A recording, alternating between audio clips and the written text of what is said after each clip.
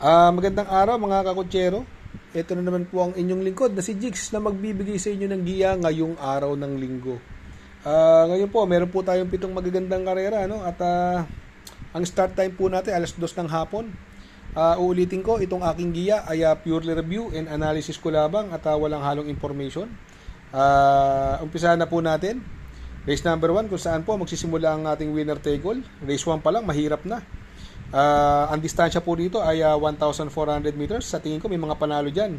Yung Security Insight, no? Nasakay ni JR Sargent de Ocampo, no? May 1.29 po yan, Security Insight, no? Malaki tsansa po niyan. Sa tingin ko, ito pa, may tsamba po yan, River South, no? Napapatnubayan ni Bumbong Villegas. Yung Blue Bubble, may panalo din po yan. Kaya nga sabi ko sa inyo, anybody says mahirap no. Itong numero 8, Golden Diet, no. Ito po yung outstanding nung karera, no. Abugaw umalis, tercero dumating, no. Kung saan nanalo po yung dihadong Dixie Sky, no. Binigay na po kay Boss Jenjen Huko, no. Sa tingin ko siya ang malalyamado sa karerang yan. Yung Queen Ella, no. Ito po yung segundo dun sa karerang yon. Yan po yung nagparimate sa loob siguro kung nagkapalit sila ng presyo ni Dixie Sky, may chamba po siya ron. Asintado, ito, segundo last lang to sa kay ni Christian at Vincula. Kaya sabi ko nga sa'yo, anybody's race po ito no? Pero para sa akin, no, sarili kong opinion, no? Ang pipiliin ko po dyan, since maganda ang numero nasa labas at hindi mauli sa larga, numero 9, Queen Ella. Panigundo ko naman po, numero 8, Golden Diet. At isasama ko pong pandiado, numero 2, Security Insight. Sa race number 2, kung saan po magsisimula po ang pick 6, Pilracom rating based handicap system race, class 5 non-placer, distance is another 1,400 meters at dito po may 5 kalahok, no. Dito no, sa tingin ko solo air ito, no, yung numero 4 Windsor Maxine, no. At lilima lang sila rito. Si Ivan, ang kalaban kasi nito aparato no. Gumanda lang po ang lundag nito. Sa tingin ko mahirapan silang talunin niya si Ivan, no. Kaya lang ayun nga nagbibisyo, no. Pero siya po ang napupusuan ko dyan. Inaasahan ko na gumanda naman ang larga niya, no? Ang panigundo ko naman po dyan, yung numero 4, Windsor Maxine, baka makabuo ng ere. Sa race number 3, kung saan po magsisimula ang pick 5, Pilracom rating based handicap system race, class 4, 22 to 27 split. 1,400 meters is the distance at dito po may 10 kalahok, no? Another anybody's race at matutunghayan natin dito, no, yung nagbabalik, no, yung nanalo ng long shot ng 2-year-old, no, lakas ng tinalo niya, no, yung numero 1, amazing, no, nasasakay ni Jan Alvin Guse, no. Yan ang nanalo po ng 2-year-old diyan. Ng 3-year-old diyan si Amazing sa Hopeful Stakes race, no. Long shot po siya nanalo dun. Siya po ang napupusuan ko diyan, although pagbabalik pa lang niya, no. Mukhang magpapagpag ng kalawang ito. Pero syempre, pinasakay kay Supremo, no? Siya po ang nakukursundahan ko diyan. Ang panigundo ko naman po diyan, yung numero 3, yung si Creation of Adam, no? Galing sa panalo po yan si Creation of Adam. At nagprueba po yan ng 1.27 sa unang panalo niya, no? Baka mag-umento at buenas ang kwadra nito. Isasama ko pong pandiado diyan, no? Yung numero 7, yung Viva de Oro, no? Ito sa segundo po last nito si Viva de Oro hindi po lumagpas from Bumbong Villegas, binigay na po kay Dan Camanyero. Kaya dito sa race number 3, magtatatlo po ako dyan. Doon ako sa numero 1, Amazing. Panigundo ko, numero 3, Creation of Adam. At isasama ko pong pandiado, numero 7, Viva de Oro. Sa race number 4, kung saan po magsisimula ang pick 4, Pilracom rating based handicap system race, class 4, 28 to 33. Distansya po is another 7 oktabo or 1,400 meters at dito po may 6 na kalahok. Dito sa karerang ito, no, ang sa tingin ko magdadala ng unahan po dito yung Yana Silver, no. Ang pwedeng bumuliglig po sa kanya yung Guerrero Warriors, no. Pero tingin ko kaya ni Yana Silver area na ito, no. Mark Alvarez pa sakay, no. Itong Catbell, bumaba po ito ng grupo, no.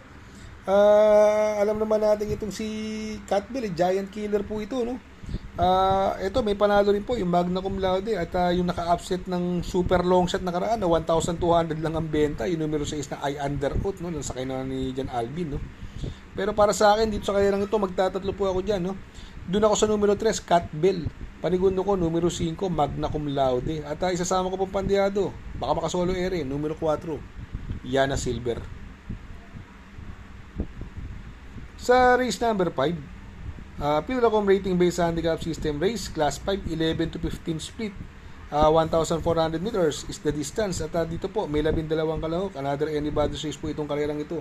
Although ang magdadala ng unahan dyan, ang ganda ng numero 2, Galloping Ghost. Si Doña Chichay, nasa labas magagaling, pero lately, laging sinusunod lang yan. No? At matapang lumaban din si Doña Chichay. Gamay po ni Lester De Jesus yan. No?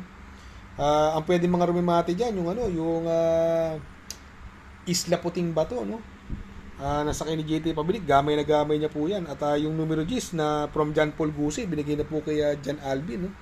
Mapapatak mo na ng maganda to si Make a Difference. No? Kaya itong race number 5, anybody's race, pero 3 po ang pipiliin ko dyan. Doon ako sa numero 12, Doña Chichay. Panigundo ko, numero 5, Isla Puting Bato. At isasama ko pong pandiyado, numero 10, Make a Difference. Sa race number 6 ultimate race, Pilracom rating based handicap system race, class 5, 6 to 10 split. Distance is 1,400 meters. At dito po, mga kakotsero, full gate po tayo at another anybody's race po to. Ito, sarili kong opinion, may mga panalo po sa karerang ito. Advocacy, sasakay ni Eminem Gonzalez, may panalo po yan. Si Freedom po kasi, ito, galing bakasyon, no? At mukhang hindi naman siya mauuna rito. Andiyan si Aliana, no? Pero pag masama lundag na Aliana, si Freedom ang mauuna rito. Aliana, malaki po ang tsansa niya, no? Nasa kay ni Emily Ocampo, siya po nagpapanalo talaga dyan. Gumanda lang po ang lundag ni Aliana, may paglalagyan po sila dyan. At ito, bagong baba ng group rating basis to, no? Yung numero 14, Wildcat, nasa kay ni Marlon Laloma, no? Ito, lakas rumimati na ito, Wildcat, no?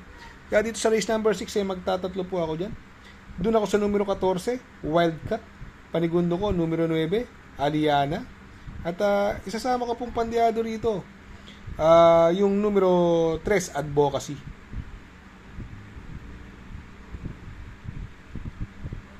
Sa race number 7, sa last and final race, Pilracom rating based handicap system race, class 4, 16 to 21 split.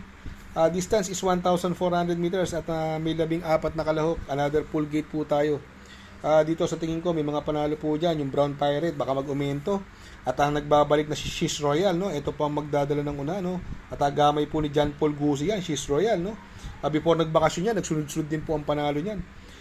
Ito pa, may mga panalo dyan. Si Bohemian, no? Nasakay ni Patty. Si Namayan, yan. Magandang diado po yan. Pwede nyo pong abangan yan. Si Namayan, Louisville, nasakay ni Boss Jenjen Huko, Family Affair, Polite Bell, ito baka mag-umento pa. At yung galing sa panalong Matikas, nasakay ni Jeffrey Bakaykay. Pero para sa akin, dahil anybody's race ito, magtatatlo po ulit ako dyan. Doon ako sa numero 14, Matikas. Panigundo ko, numero 9, Family Affair. At isasama ko pong pandiyado, numero 4, Bohemian.